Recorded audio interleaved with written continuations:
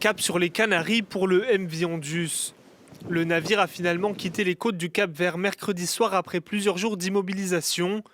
Plus tôt dans la journée, 3 cas suspects d'hantavirus avaient été débarqués et évacués par avion sanitaire.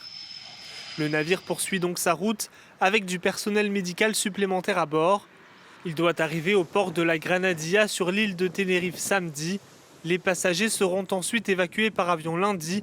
En attendant, ils resteront dans le bateau.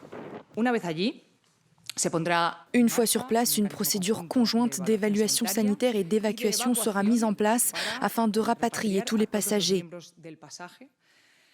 À moins que leur état de santé ne s'y oppose, tous les passagers étrangers seront rapatriés dans le cadre du mécanisme européen de protection civile.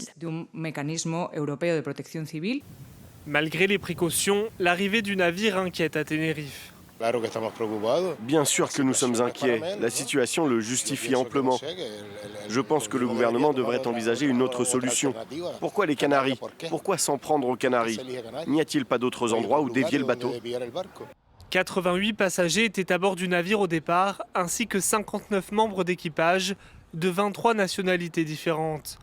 La souche du virus détectée sur au moins 2 passagers est celle des Andes, transmissible entre humains après une première contamination par des rongeurs. Pour l'OMS, le risque d'épidémie est faible. Les cas suspects ont été pris en charge. Nous comptons 8 cas suspects, dont 3 sont décédés et 3 ont été confirmés. Et tous ces cas sont liés au navire. Un patient se trouve actuellement en soins intensifs en Afrique du Sud où son état s'améliore. 3 personnes ont été évacuées médicalement du navire vers les Pays-Bas.